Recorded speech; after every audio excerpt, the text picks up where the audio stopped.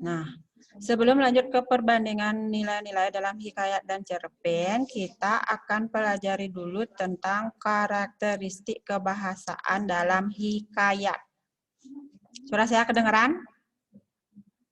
Tunjukkan jempolnya kalau kedengeran. Kedengeran ya? Ya. Di bagian awal kita akan belajar tentang karakteristik kebahasaan dalam hikayat. Apa saja karakteristik kebahasaan dalam hikayat? Yang pertama yaitu penggunaan majas. Kalian sudah tahu majas ya, dulu sudah pernah dipelajari di SMP. Kita mengulang lagi. Ya, penggunaan majas atau sering disebut dengan gaya bahasa. Apa itu majas atau gaya bahasa? Majas atau gaya bahasa adalah cara melukiskan sesuatu dengan jalan menyamakannya dengan yang lain. Atau biasa disebut dengan kiasan. Melukiskan sesuatu dengan menyamakan dengan hal lain atau membandingkan dengan hal lain atau biasa disebut dengan kiasan. Dalam hikayat dapat ditemukan berbagai jenis majas seperti majas perbandingan, majas sindiran, majas penegasan, dan pertentangan.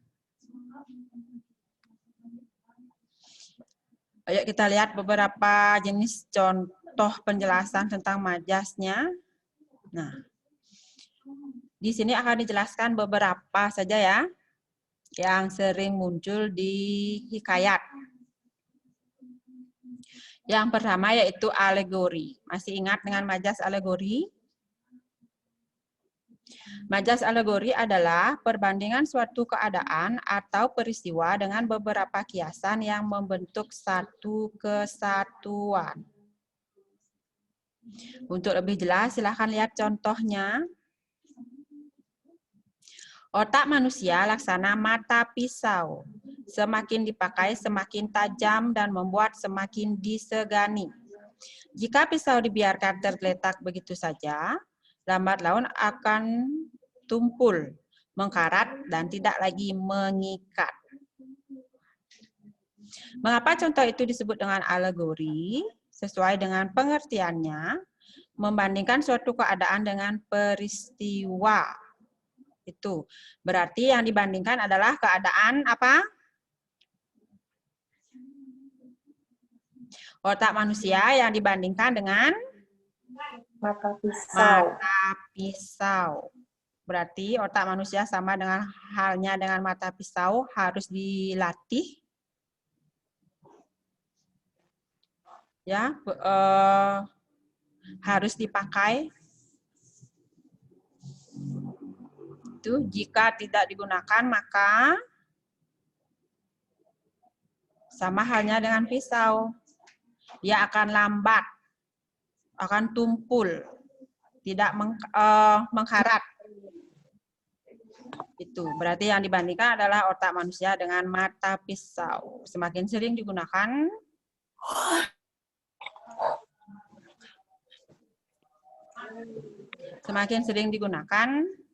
akan semakin tajam. Bisa dipahami ya? Untuk alegori? Bisa? Ya, saya lanjutkan untuk majas yang kedua. Majas yang kedua itu hiperbola. Ini gampang. Pengungkapan yang berlebihan atau membesar-besarkan. Ini kayaknya sudah dari tingkat sekolah dasar ya. Kalian mempelajari tentang hiperbola. Pengungkapan yang berlebihan atau membesar-besarkan. Contoh. Kita lihat contohnya supaya lebih mudah dipahami. Contoh yang pertama. Setelah setengah mati berjuang, akhirnya soal ini dapat diselesaikan. Di kalimat itu, mana pengungkapan yang berlebihan? Ada yang bisa menyebutkan? Setengah mati. Ya, setengah mati berjuang. Hanya untuk menjawab sebuah soal. Ya, dilebihkan dengan setengah mati. Contoh dua. Memecahkan Suara tangisan Rena memecahkan telinga seluruh anggota keluarga. Memecahkan Yang mana telinga. yang dilebihkan dalam kalimat Memecahkan telinganya, Bu. ya, memecahkan telinga. Satu ngomong, Wi. Saking kerasnya suaranya ya. Nih, gampang kan untuk hiperbola?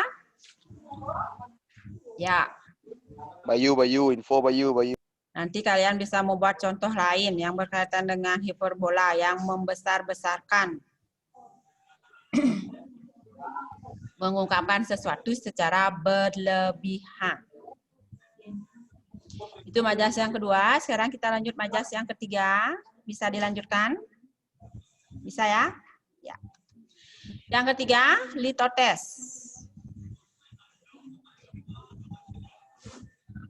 Apa itu majas litotes? Pengungkapan yang berkebalikan dengan keadaan yang sebenarnya untuk merendahkan diri. Lihat contohnya, aku tinggal di rumah yang hanya beralaskan tanah dan beratapkan langit. Sebenarnya kenyataannya rumahnya mewah, tapi dalam kalimat itu aku menyebutkan kebalikannya untuk merendahkan diri. Disebutkan bahwa rumahnya beralaskan tanah dan beratapkan langit. Itu. Contoh 2. Mari singgah di gubuk kami di pojok kompleks Cendana Residen ini. Padahal kenyataannya kompleks tersebut merupakan kompleks rumah mewah, tapi disebutkan dengan menyebutkan gubuk. Bagaimana keadaan gubuk bisa kalian bayangkan kan? Itu disebutkan kebalikannya untuk merendahkan diri.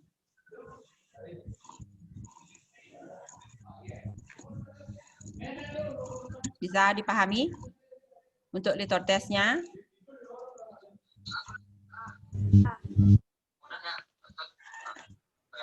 Ya, Bu.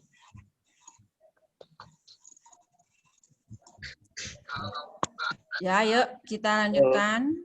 Majas ke 3. Ya. Ini yang paling gampang. Personifikasi. Penyifatan benda-benda mati.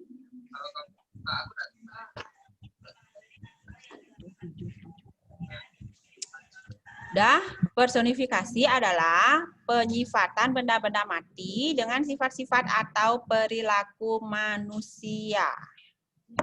Ini biasanya setiap teks yang kita pelajari menggunakan majas ini.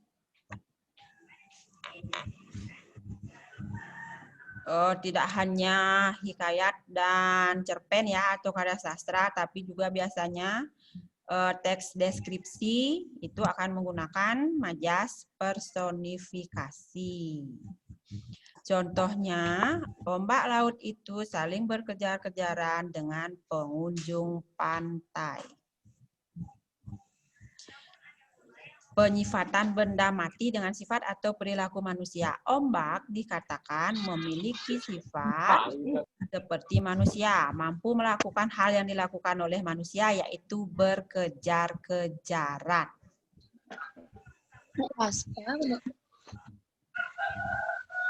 Sudah? Bisa dipahami? Ada yang bisa membuat contoh lain untuk personifikasi?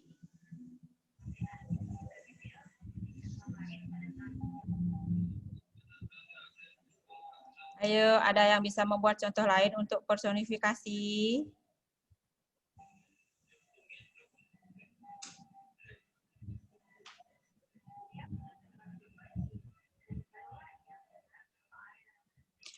Contoh berikutnya, nyiur melambai-lambai.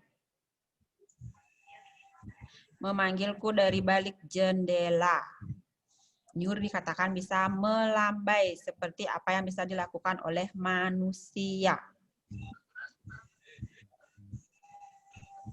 Saya, Bu. Contoh lain yang bisa dibuat untuk personifikasi yang biasa adalah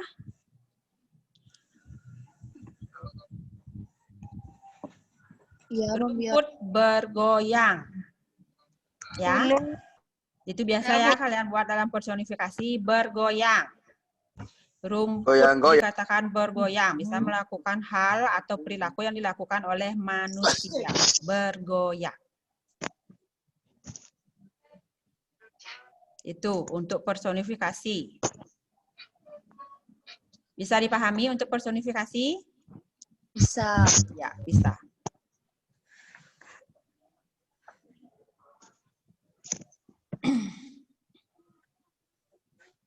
Selanjutnya, ironi.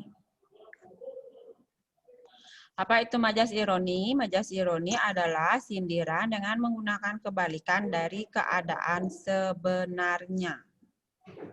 Sindiran dengan menggunakan kebalikan dari keadaan sebenarnya. Ini juga waktu di SD sering contoh yang saya buat ya. Tulisanmu terlihat indah sehingga tidak ada seorang pun yang bisa membacanya. Padahal kebalikannya tulisannya Jelek. jelek. Ya, itu majas ironi.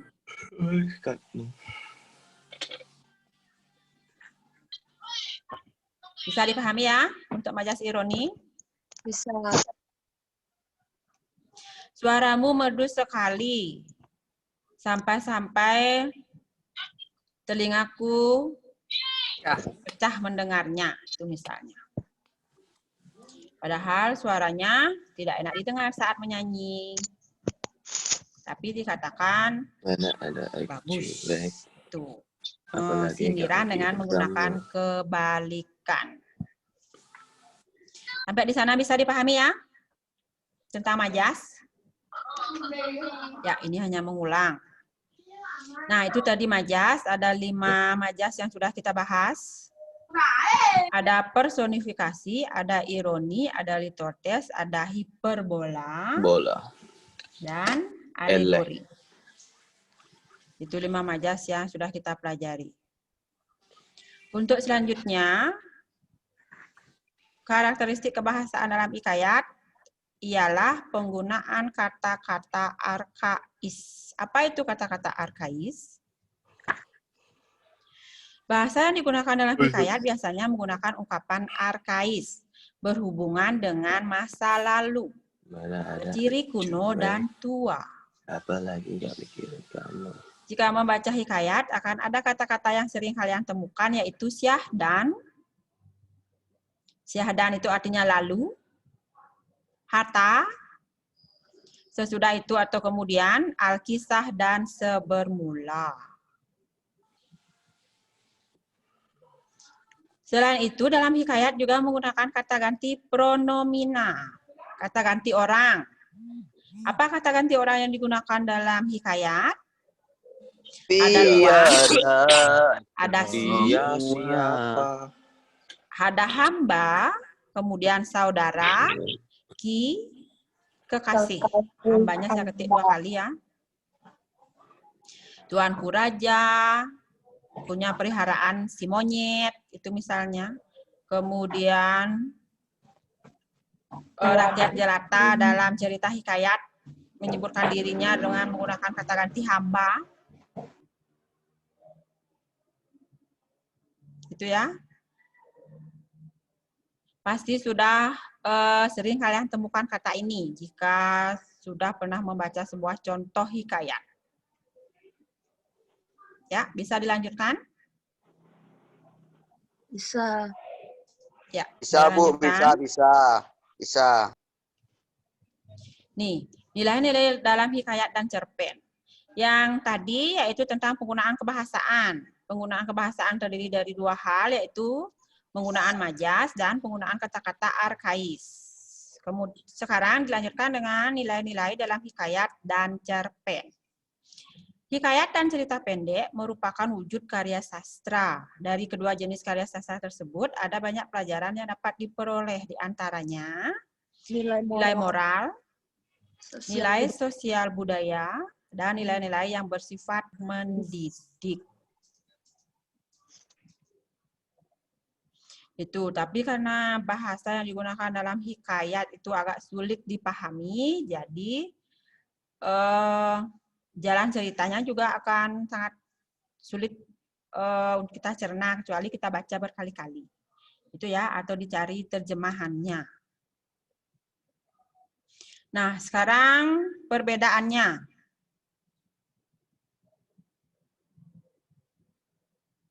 Perbedaan unsur intrinsik, hikayat, dan cerpen. Masih ingat apa saja yang termasuk unsur-unsur intrinsik sebuah karya sastra? Tema, kemudian Atau penokohan. ya latar, Alur, penokohan, penokohan, Alur. ya Latar, alur. Lagi, Tema, Bu, tema. ya tema sudah. Sudut pandang. latar, Ya sudut pandang. Amanat. Ya yang terakhir ada amanah. Kita sekarang lihat perbedaannya. Perbedaan unsur intrinsik hikayat dan cerpen. Supaya kita lebih memahami ya apa perbedaan hikayat dan cerpen. Kita lihat dari unsur intrinsiknya. Yang pertama kita lihat dari segi tema. Apa itu tema? Tema adalah ide pokok yang mendasari sebuah cerita. Cerita. Ya, saya isi sedikit penjelasannya ya, tidak panjang. Tema adalah ide pokok yang mendasari sebuah cerita. Apa saja perbedaan antara hikayat dan cerpen dari segi tema? Hikayat bertema perjuangan, kepahlawanan, kisah kehidupan percintaan raja dan permaisurinya. Kita ingatkan kembali bahwa hikayat itu mengisahkan tentang kehidupan raja-raja. Itu makanya temanya berhubungan dengan perjuangan. Bagaimana seorang raja bisa menaklukkan sebuah wilayah.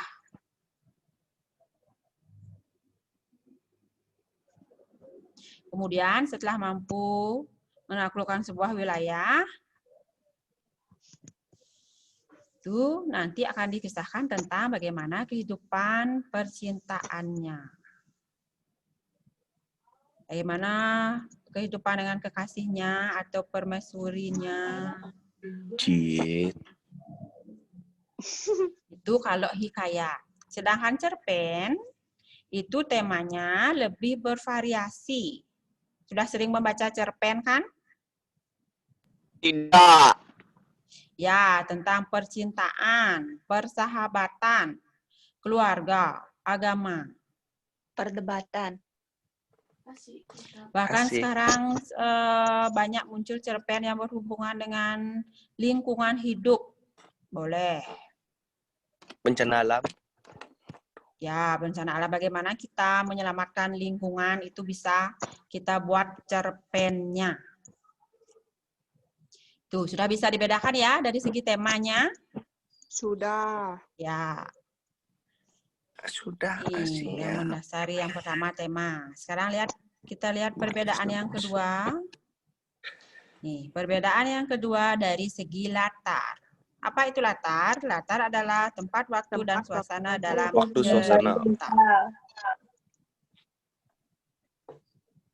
Apa perbedaannya? Kalau di hikayat, latar tempat sangat menonjol yaitu istana dan lingkungannya. Karena temanya tadi berhubungan dengan kehidupan raja-raja, berarti secara otomatis latarnya yang sangat menonjol adalah istana dan lingkungannya. Sedangkan dalam cerpen latarnya bervariasi. Bisa tentang bagaimana si tokoh mengikuti ulangan bahasa Indonesia di sekolah, atau si tokoh menyelamatkan lingkungannya di rumah dari bencana banjir, atau bagaimana si tokoh A berjalan-jalan di pantai bersama pacarnya, itu misalnya. Lebih bervariasi dia di mana saja bisa. Kalau di hikayat itu hanya istana satu saja dan di medan pertempuran itu biasanya karena berhubungan dengan kehidupan raja-raja. Bisa dibedakan ya? Dari segi latar? Bisa. Ya, yuk. Selanjutnya dari segi tokoh. Tokoh adalah orang atau pelaku dalam cerita. Bagaimana perbedaan hikayat dan cerpen dari segi tokohnya? Hikayat terbatas hanya raja, ratu, permaisuri, atau rakyat jelata. Kalau cerpen, tokohnya tidak terbatas. Siswa, orang tua, anak-anak. Itu ya. Kalau di cerpen, kemudian penokohannya, kalau di hikayat, penokohan bersifat mutlak. Yang baik tetap baik, yang jahat ya tetap jahat, tidak mungkin berubah sifatnya. Raja yang baik otomatis bisa menaklukkan kerajaan yang jahat, kemudian bisa dikuasai. Tuh. Tokoh yang baik menang, selalu menang dalam cerita hikayat. Tapi kemudian tokoh yang jahat kalah. Tuh. Tapi kalau dalam cerpen, penokohan lebih realistis dan dinamis, bisa berubah dia. Kalau yang tiba di tokoh awal itu dia jahat, di akhir cerita bisa berubah menjadi orang baik. Bisa saja terjadi di cerpen. Tapi kalau di hikayat enggak mutlak, harus raja yang baik harus menang, kemudian tokoh yang jahat harus kalah. Ya, bisa dilanjutkan? Bisa. Nah, itu dari segi tokoh. Selanjutnya dari segi alur. Dari segi alur, rangkaian apa itu alur? Alur adalah rangkaian peristiwa dalam cerita. Ini tadi ada yang menyebutkan ya, unsur intrinsiknya berupa alur. Apa perbedaannya? Kalau hikayat menggunakan alur maju. Apa saja rangkaian peristiwa alur maju? Masih ingat? Awal, tengah, akhir. Mengapa menggunakan alur maju? Karena diceritakan tentang perjuangan seseorang dalam hidupnya hingga menjadi raja. Berarti bagaimana kepahlawanannya dalam merebut sebuah wilayah.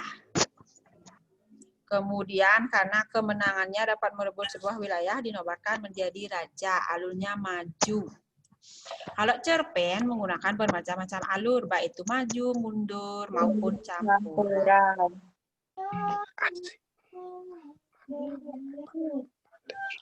Alur maju jalan ceritanya mulai dari perkenalan, kemudian ada masalah, di perkenalan disebutkan siapa saja tokohnya, bagaimana sifatnya, kemudian disebutkan masalahnya.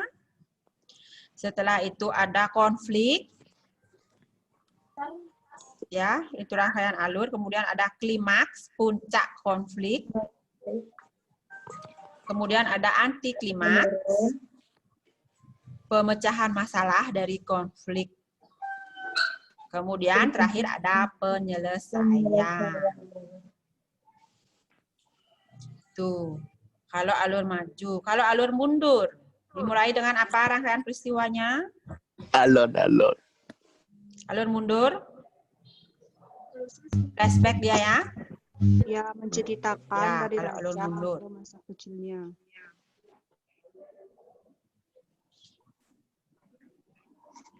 Yuk, dilanjut. Dari segi sudut pandang. Sudut pandang adalah cara pengarang menempatkan diri dalam cerita. Sudut pandang adalah cara pengarang menempatkan diri dalam cerita. Masih ingat kalau dari sudut pandang, biasanya kita akan menemukan kata aku, kata dia, atau nama-nama tokoh dalam sebuah cerita. Bagaimana sudut pandang dalam hikayat? Sudut pandang dalam hikayat menggunakan sudut pandang orang ketiga dengan menyebutkan nama-nama tokoh dalam cerita. Atau seperti yang dijelaskan tadi di kata-kata arkais itu. Langsung disebutkan menggunakan kata raja, permaisuri, si. Apa dong? Nah, itu ya. Tapi kalau dalam cerpen menggunakan sudut pandang orang pertama maupun sudut pandang orang ketiga. Biasanya kalau sudut pandang orang pertama menggunakan kata ganti apa? Aku. Aku. Diau, Kamu. diau. Ya. Sudut pandang orang pertama. Kalau sudut saya, kalau sudut pandang orang ketiga, apa kata gantinya? Beliau. Ya. Iya. Iya. Lagi? Ya. Iya. Lagi? Oh, Kamu. kok kamu? Mereka. Mereka. Ya. Dan sudut pandang orang ketiga itu menggunakan atau menyebutkan nama-nama tokoh. Misalnya si Rita, Alan, dan lain sebagainya dalam sebuah cerita. Itu ya perbedaannya. Kalau di hikayat tidak menggunakan sudut pandang orang pertama. Tapi pasti menggunakan sudut pandang orang ketiga. Ya. Saya lanjutkan. Gaya bahasa. Ini yang dijelaskan tadi. Menggunakan gaya bahasa yang bersifat statis. Menggunakan ungkapan arkais dan majas yang baku. Itu kalau pada hikayat. Hikayat manapun tetap akan menggunakan kata-kata hamba, raja, permaisuri, kekasih, itu berlaku terus. Walaupun dengan judul atau cerita yang berbeda. Tapi kalau di cerpen, menggunakan gaya bahasa yang lebih dinamis dan mengikuti perkembangan zaman. Lo gue. Dan tidak selalu ada gaya bahasa. Apalagi kalau biasanya menggunakan di cerpen itu yang sekarang banyak terbit adalah cerpen yang menggunakan bahasa gaul. Itu ya, berarti penggunaan bahasanya lebih dinamis dia, bahkan kadang menggunakan istilah-istilah yang jarang kita ketahui. Ayo, terakhir dari segi amanat. Kalau di hikayat, amanat ditulis secara eksplisit. Perjuangan jahat selalu dikalahkan oleh perbuatan baik. Perbuatan jahat selalu dikalahkan oleh perbuatan baik. Tapi kalau dalam cerpen, amanat cenderung implisit. Tokoh baik tidak selalu menang, begitu juga sebaliknya. Ya, kalau di hikayat, amanatnya sudah pasti perbuatan jahat selalu dikalahkan oleh perbuatan baik. Itu perbedaan dari segi unsur intrinsiknya ya. Nah, selanjutnya kita akan mengidentifikasi sebuah contoh penggunaan majas dan hikayat Bayan Budiman dan tukang pijat keliling. Nih, kutipan hikayat Bayan Budiman. Adapun akan hamba, tuan ini adalah seperti hikayat seekor unggas bayan yang dicabut bulunya oleh tuannya. Seekor istri saudagar, seorang istri saudagar. Dah. Kemudian pada kutipan cerpen, tukang pijat keliling, kakinya bagai digerakkan tanah. Dia begitu saja melangkah tanpa bantuan tongkat. Jenis majas yang digunakan dalam hikayat dan cerpen tersebut adalah majas perumpamaan. Ini tadi tidak dijelaskan di 5 jenis majas yang saya sebutkan sebelumnya ya. Mengapa majas perumpamaan? Karena ada kata, apa di kutipan Bayan Budiman?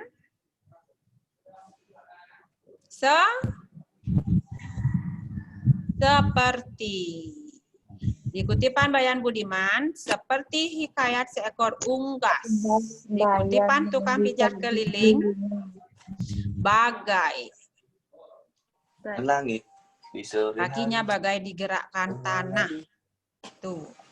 Majas perumpamaan. Sudah dapat membaca hikayatnya ya, Bayan Budiman dan cerpen tukang pijat keliling? Dah? Ya, nanti silahkan dicari-cari untuk dibaca. Yuk, kita baca kutipan soal. supaya bisa menentukan nilai yang terkandung dalam kutipan hikayat tersebut. Contoh soalnya ya. Maka anak-anak baginda yang 2 orang itu pun sampailah usia 7 tahun dan dititahkan pergi mengaji kepada Muaim Sufyan. Sesudah tahu mengaji, mereka dititah pula mengaji kitab usul, fikih hingga saraf. Tafsir sekaliannya diketahui. Bisa kalian pahami isi kutipannya? Isi kutipannya adalah anak raja yang apa?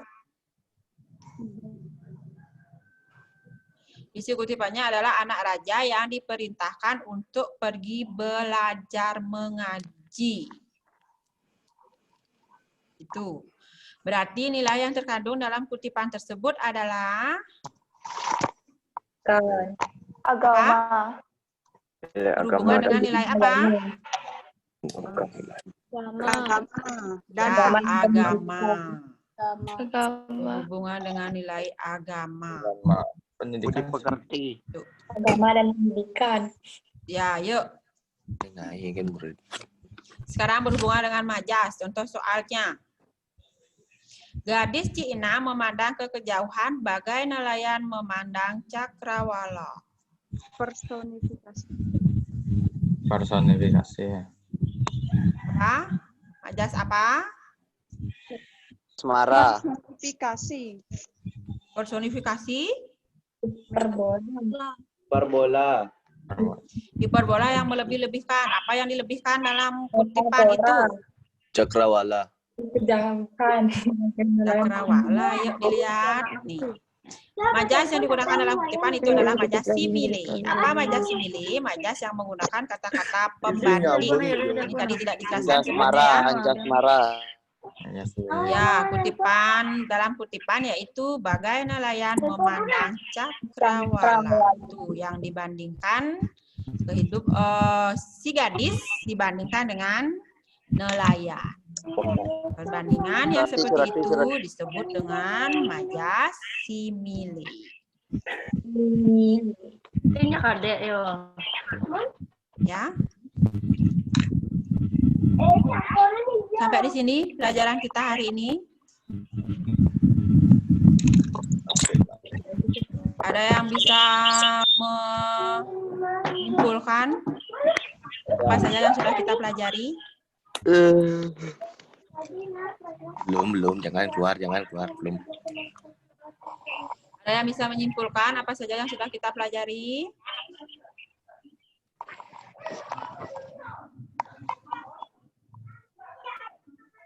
Ego. Ya. Yang sakit banget.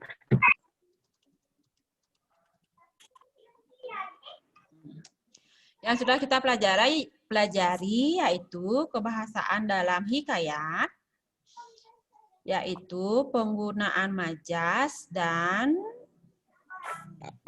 kata-kata arkais. Majas yang sudah kita pelajari ada 5, yaitu alegori, hiperbola, personifikasi, apa lagi? Simile, ironi. Ya. Kemudian kita belajar tentang perbedaan unsur intrinsik antara hikayat dan cerpen. Dari segi apa? Dari segi tema, Ya. alur, latar, Tema, Alur. latar, Cerita. alur, Pandang. ya, tokoh, sudut pandang, gaya bahasa, gaya bahasa, dan amanat. ya, amanah. Amanat. Ya, itu yang sudah kita pelajari untuk hari ini. Semoga kalian bisa nanti menentukan majas dalam sebuah hikayat ya. Karena sudah waktunya kita akhiri pembelajaran untuk hari ini. Terima kasih karena sudah mengikuti pelajaran dengan baik. Jaga kondisi di rumah supaya tetap sehat ya. Rajin mencuci tangan dan jika bepergian pakailah masker. Masker. Ya. Saya akhiri Ya, pembelajaran belum. hari ini dengan para mesanti. Om Om. Santi, Om Santi, Santi, Santi. Santi. Santi, Santi, Santi. Om.